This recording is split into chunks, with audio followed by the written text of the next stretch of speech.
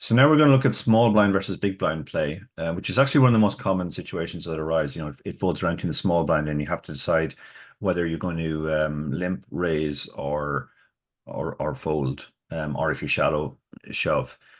Um, this is an area which probably the biggest changes have happened since the advent of the solvers. There was no general agreement among players, say 10, 15 years ago, about what the correct small blind strategy was. I remember reading an article in Card Player somewhere, and they asked a lot of the top players at the time in the world, and they gave fairly radically different answers.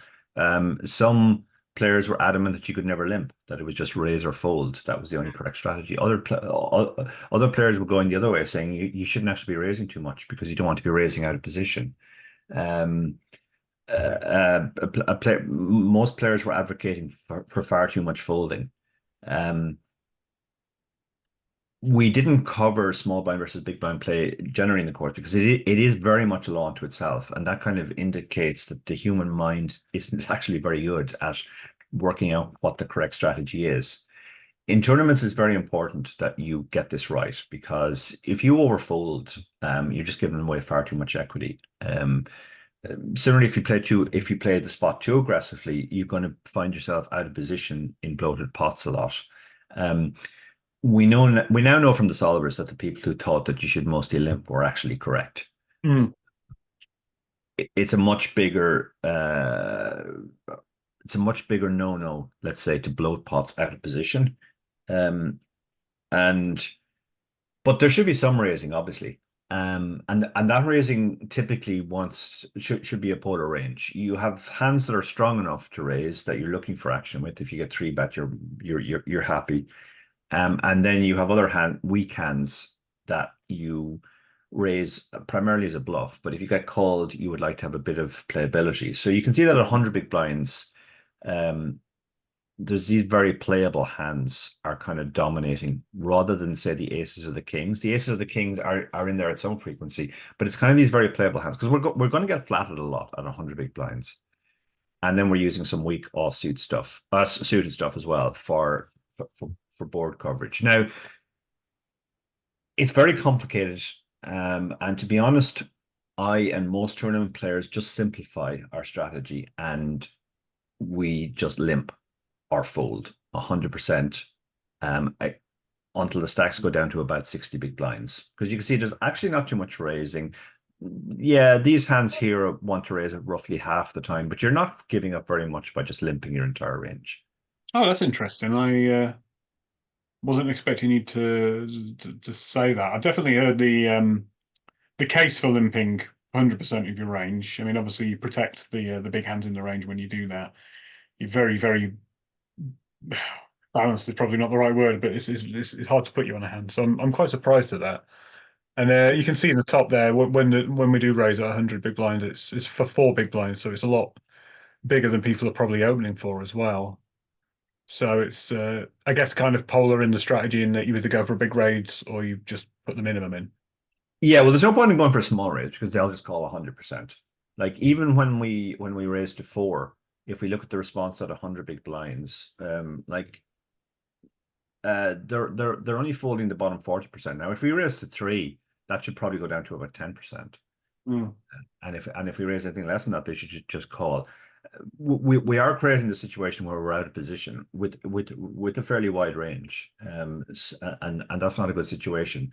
Now, there's a couple of practical reasons why I don't bother having a raising range. It's just easier to limp your entire range. Then you know what your range is, and it's easier to navigate post flop. You don't have two different ranges that you're thinking about, which incidentally are mixing as well. Like there's no hand that raises pure, so it's very complicated. Think about when you have 100 big blinds and the big blind has 100 big blinds or more in a tournament. It's not going to be late on. It's going to be early on in the tournament. So any minuscule EV that you're giving up in the spot, it's really not worth it to just complicate your strategy. So Mm. simplification is more important. You might be giving up 0.01 big blinds per 100. Uh, that really doesn't matter in a tournament early on. It's not going to make any difference to your win rate. So it's much easier to study just limp your entire range. And and then proceed from there. Right. This is interesting because I rarely do that. If I Yeah. do that, I've probably got aces. Yeah. So, but I'm going to come down to the stack sizes now, and I want you just to focus on the raising range. Like we can see already what the raising range is. There's some stuff for value. There's a lot of Yeah. playable Broadway stuff that kind of doesn't mind if the pot gets a bit bloated because they can make very big hands. And then we're using some of the weakest offsuit stuff. We're not using the middling stuff like Jack 8 suited, Jack 7 suited, because that just likes to keep the pot small for now. Same on the offsuit stuff. This stuff here is not doing too much. Um, so and we're completely staying away from the weak offsuit stuff. Like we really don't want to blow up the pot with that stuff. So that's 100 big blinds. Mhm. We come down to 80 big blinds. You can see essentially what's happening is just it's the same sort of hands that are being raised, Yeah, but it's the same hands. They're just doing it at a higher frequency. yeah. And if we go down to 60 big blinds, we see that even more. This is the point where I do actually start raising. Um, Mm. but you can see again, we have our value hands that are kind of happy to raise, but we have to hold them back sometimes to protect our limping range as well. We can't just limp up the middle of our range. That makes it very easy to play against. We have to throw in some trap limps. But it is this stuff here, kind of the middling, good high card suited stuff, and then the weaker suited stuff that we use at some frequency, not all the time, but at some frequency. And yeah, that's basically it. And as we go down to the stack sizes, we'll see that those areas just kind of expand. Yeah. That's essentially what happens. We just get more and more aggressive as we get shorter. By the time we get down to 40 big blinds, now we're raising 35% of range. We've brought our size down to 3.5. But it's a big win for us when they fold. Mm. We add 5% to our stack, more than 5%.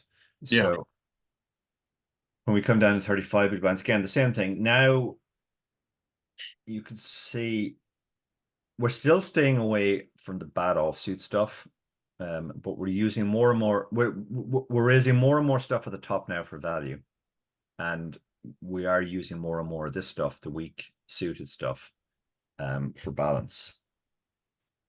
When we come down to 30 big blinds, again, same thing. We're just there's not actually much difference between 30 and 35. 25 is the first point where we start to see dark red, some Mm. shoving. If you have a hand like twos or threes, like you could limp it. Uh, you could limp call, but you're going to be looking at three overcards most of the time. It's going to be very hard to realize equity post flop. It has the raw equity to just shove. It is a profitable shove.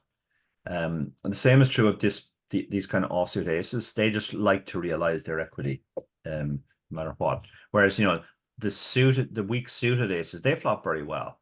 So Mm. we can just limp those, and we can call a raise, or potentially even shove over a raise. Now this stuff here, this all wants to limp too. This is all in the same category of like good but not great. We don't necessarily want Yeah. to play for it all, but we also don't want to bloat the pot and have to fold if they shove on us. And we're using more and more of this offsuit stuff now, because this is the stuff that we will fold if they three bet us. And then as we go down further to 20 big blinds, we can just see the shoves start to expand more. Now we're shoving fours all the time. We're shoving stuff like 8-7 suited. It's got reasonable equity when it's called. Yeah. And If and it then makes something fold, it's probably folded a better hand out. So it's yeah, more and more of the offsuit aces are being used. We still have a raising range, and that's a raise call range, the stuff up here, and a raise fold range, the stuff cluster down here. Again, you very much lean into the to the suited weak stuff, because it has playability if called. It can be released if shoved on. Um, so that's the type of stuff we use for balance, and then we use these high card blocker type hands as well that that sort of like shrivel up in value if the guy shoves on us. We can just fold them too, but at least they have a blocker. Why is aces raised at 100% frequency? I'm really surprised at that. I would have thought that would have been at 20 big blinds. That would have been a very good hand to limp because it's not difficult to get 20 big blinds in post flop. Yeah. If you look at the difference between say 20 big blinds and 20 25 and 30, you'll see that okay, so at 30 we limp almost 53% of our range. At 25 we're limping 54.5%. We want to raise more and more of our range basically because it's a bigger win for us.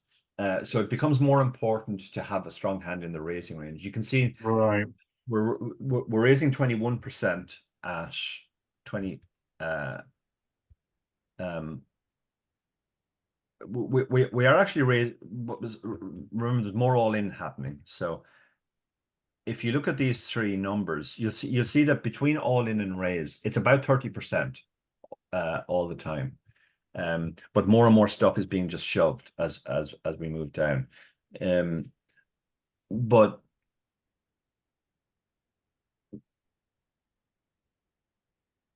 like essentially like taking the blinds at shallower we are.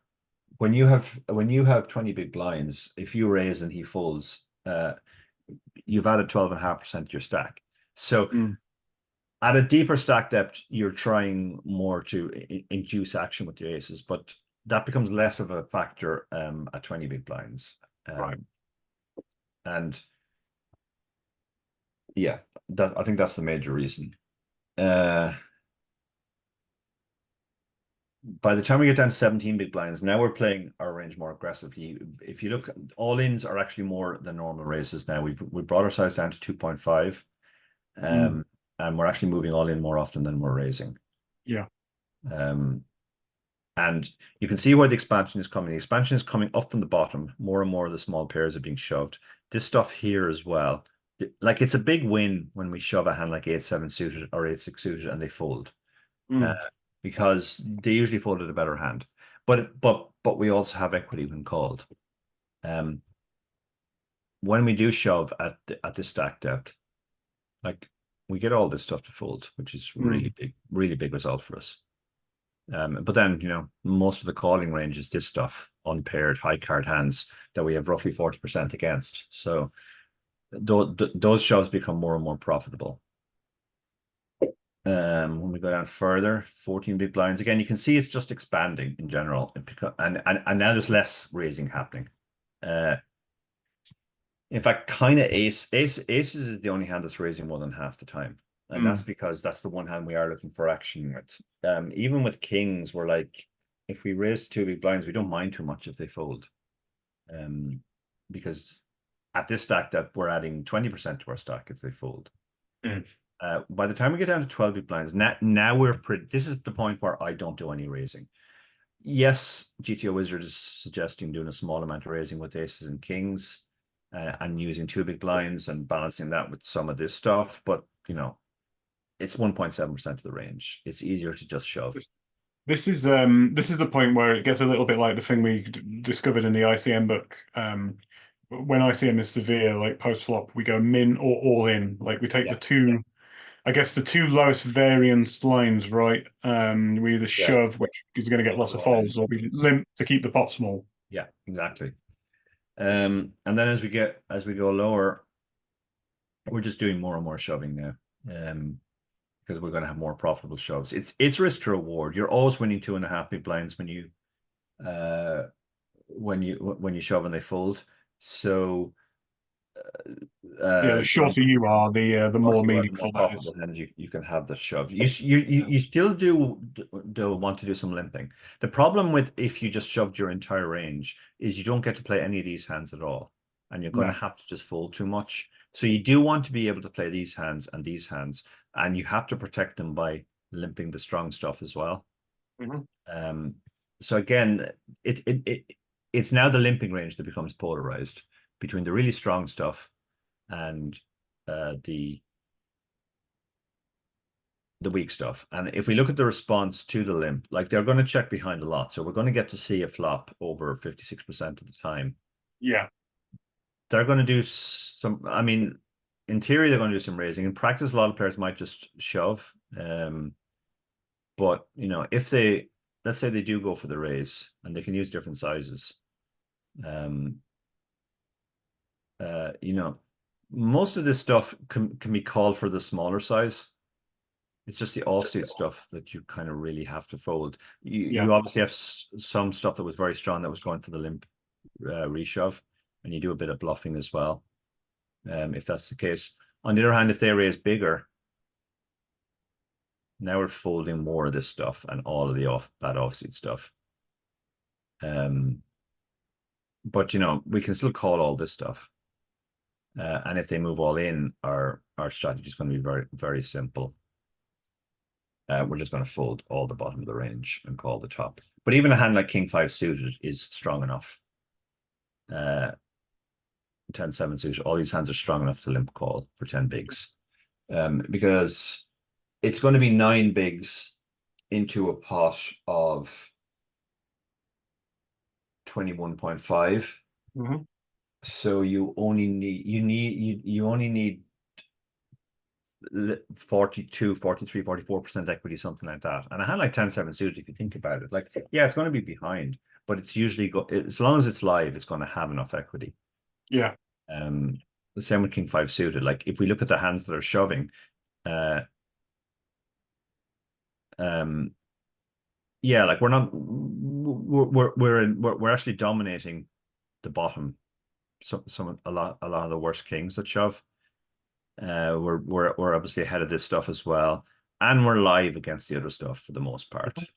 So that's why you can call there. And then as we get shallower, sorry, we go down to 8.5. So this was 10. We're just shoving more. We get more and more aggressive as we get shorter.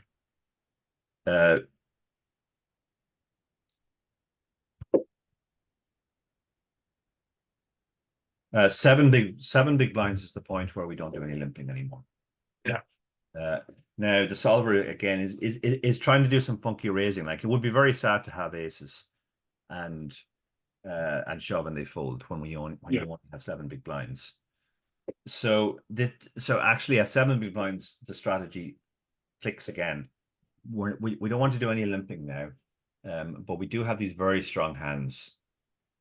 Effectively, the raising is functioning around this part of the range. These hands are raising, praying the guy shoves, or at least puts in more money. And then we use the bottom of our range for balance. And then as we go shallower, basically 7 big blinds is a fairly unique size. It's by the time we get down to 6, we're not even raising aces anymore. Just shove our entire range, and as we go shallower, we just shove more and more. And this is probably the 2 big blinds is the and at 2 big blinds we just pretty much shove everything except these 4 hands down here. So okay, so let's start at 60 big blinds because I said that's the spot where we want to start raising. So at 60 big blinds, we do want to raise these kind of decent suited Broadway hands and these aces and kings as well, at least some of the time. And we're balancing with this stuff. So that's our raising range. Their response, again, it's broadly similar. They need a pretty strong hand to raise for value. Yeah. So it's the stuff up here, balanced with bottom of range. They're doing a decent amount of folding. So long as we've used the correct size 4, they should be doing a decent amount of folding. So they'll mostly call. The second most frequent action is fold, and then they'll raise a polarized range. And then in response, we raise the top of our range. We do a little bit of shoving with the low pairs. Like we're not going to induce 4s or 3s.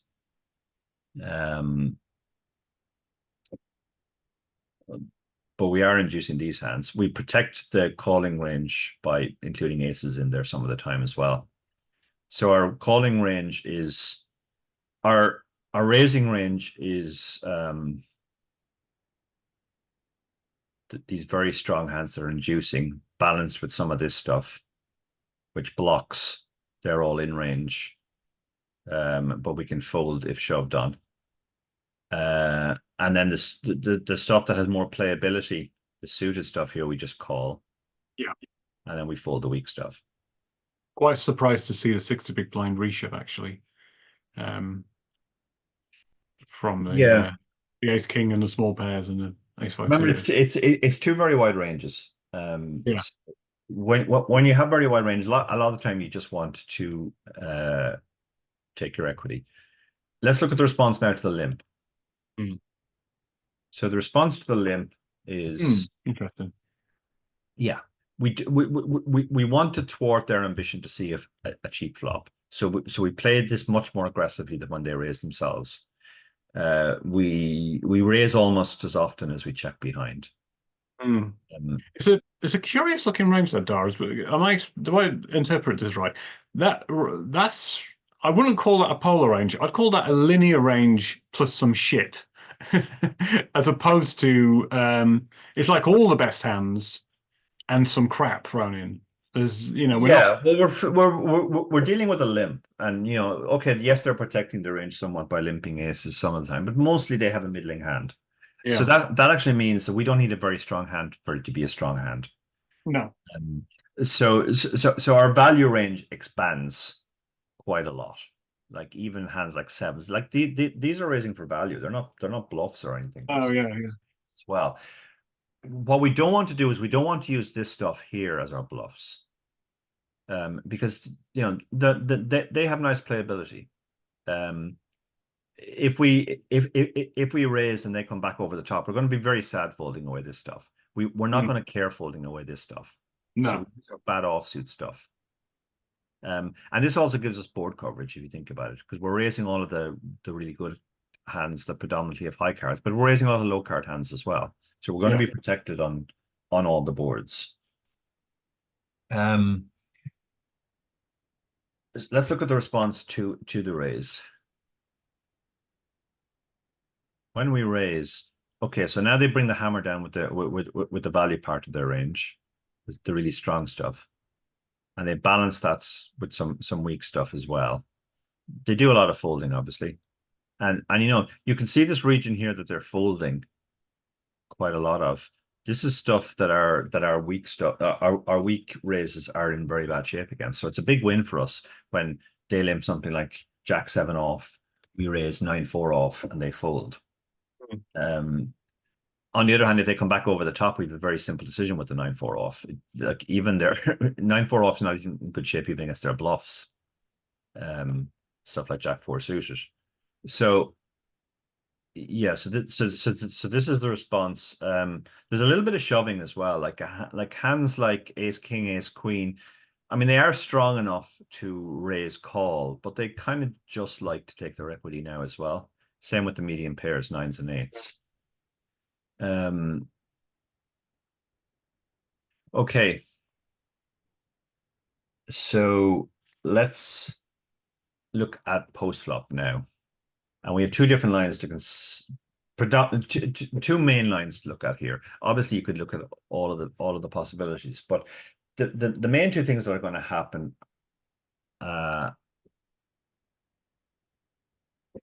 or at least the two we're going to look at are when we raise and they call, and when we limp and they check back. Those are the two most frequent actions you're going to see. So we'll start with we limp and they check back.